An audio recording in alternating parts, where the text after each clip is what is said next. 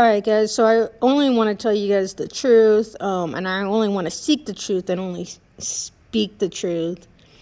So if homosexuality is wrong, then I will admit it that it was wrong. For 15 years, I've been like researching, studying, seeking answers. I always just felt like something was wrong. There's no way that being gay could be wrong. There's something off with the Bible. Always felt that way. So I went on my journey for seeking truth and understanding. And I found A Course in Miracles, which is a genius, brilliant work from a fifth density entity, which is fifth density is where Jesus is at in the fifth density, and where third density humans going into the fourth density consciousness, which is fourth density is of love and understanding. The fifth density is of wisdom, so that's what A Course in Miracles talks about, and it tells us what Jesus is trying to tell us and what he meant by his gospel, because Jesus came from the higher fourth density consciousness into the third density to spread love and light throughout the world and to teach us about love and understanding and to help us evolve to a higher density. Because honestly, if Jesus didn't come, the world was running itself into the ground. So Jesus helped save the world and from destruction. So, but the men after that, they took his message and they distorted it. They just told us what they thought Jesus meant, and they got things wrong. So Jesus is here to correct what all these people in the Bible were getting wrong. All right, here we go. Hi everyone, and happy Pride. On behalf of all of us at the Circle, it is my great pleasure to celebrate and support our friends and students in the LGBTQ community. If you've been a course student for some time, you may know that the primary goal... Oh yeah, so another thing I wanted to say before we continue is that in this course it says that being gay is not wrong, but straight people and gay people may both be getting it wrong, and you'll see why. Of the course is to lead us to a place where we have the inward ability to see God's holiness in all things. From a course perspective, we are all holy, we are all equal, and we all have the same eternal dignity and worth. And so from a course perspective, it's always pride. But as we take this time to honor our LGBTQ community, it feels important to us here at the Circle to also take a moment and clear up a fairly common misperception of material that appears near the beginning of the course. In the first chapter of the text, under Miracle Principle 18, there's a line that says, homosexuality is lacking in love only to the extent that it is based on the principle of exclusion.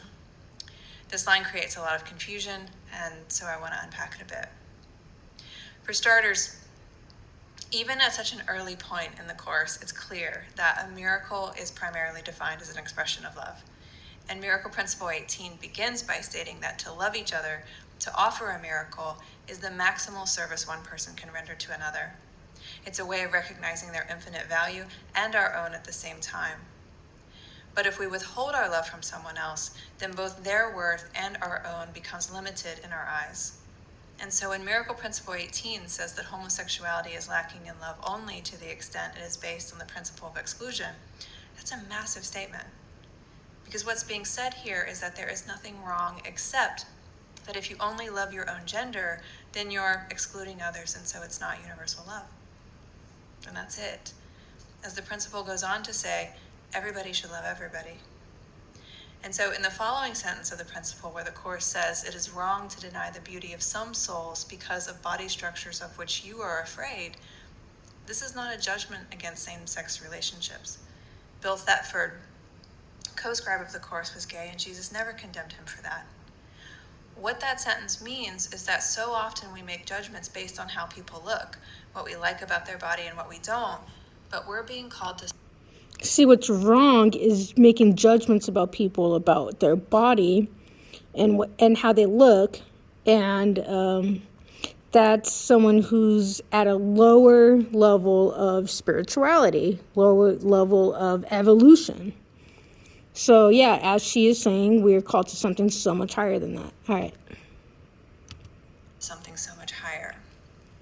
The interesting thing about all the sex material in the Course is that Jesus is basically saying everybody's getting it wrong because we're all doing the same thing. We're all constantly taking our true will to express love and shrinking it and distorting it into sexual impulses. And so in the next... See, the sexual impulses is wrong. Straight people think like, oh, they could have sexual impulses, but as long as they're straight, then it's okay. No, Jesus is saying that is wrong. All right, let's continue.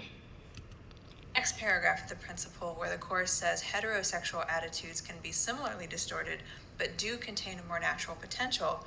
What he's saying there is that heterosexual attitudes are also distorted because they exclude people from love too, but they contain a more natural potential for bearing children, which is not a statement of preference, it's just a statement of biology.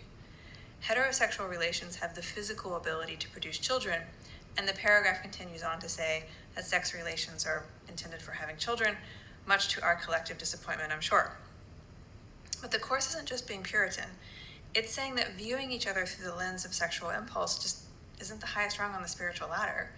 As I mentioned before, we're being led on this path to see through the lens of universal love, to see God's holiness in all things, to see with vision. And we have so much work to do to get there, but it's wonderful that we can take this time to celebrate the work that has already been done, thanks to the efforts of so many LGBTQ friends and supporters. We love you, and we hope that you have a wonderful Pride. All right, so Jesus is saying everyone's getting it wrong, you know? Like, just because you're straight, but you're sitting there lusting after other people, and you're like, oh, I want to be with this woman because she's hot, you know? Like, that's wrong. And the same with gay people. Like, they shouldn't want to only be with their same gender. So then some people argue, okay, then is Jesus saying it is better to be bi?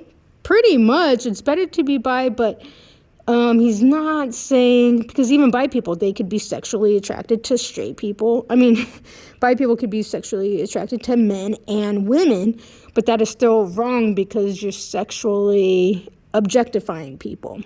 So what, Jesus would want and what God would want is to go for the soul. You love people based on their soul, their personality. You don't exclude anybody just because of the body parts they may have. So a perfect sexuality would be, demisexuality. That's what comes to mind for me, and that's what I am. I always wondered, how is me being demisexual? How is that wrong?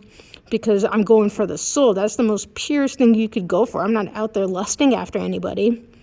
I'm just looking for a soul. So if there's a woman that is straight, instantly I would never be attracted to her. I would never even think about wanting to be with her. I just view her like I'm straight myself, or I view her like a sister or something like that, like I did when I was 11 years old.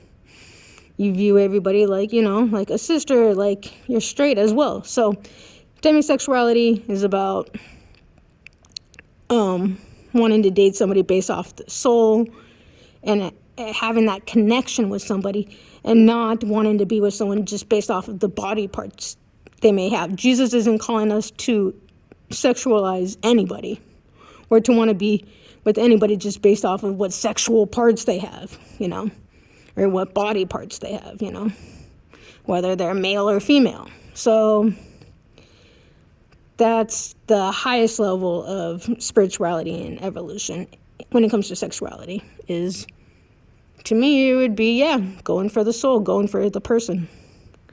All right, guys, that is a very important message I wanted to share with you guys. I finally found the answer to what God wants us to be when it comes to sexuality. And it's not about sexuality. It's not about sexual stuff at all. It's about loving people for who they truly are at a soul level.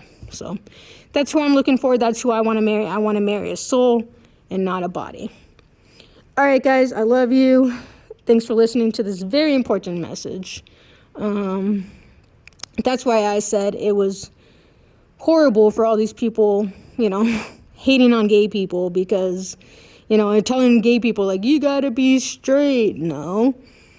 Even Jesus said, hey, the straight people are getting it wrong because they're sexualizing, the opposite gender. So, all right, I would love to see a world where there's no more people telling society that they have to be straight, because that's false. That's a lie. That's from the demonic world. All right, guys. Love you, and I'll see you in the next video. All right. Bye.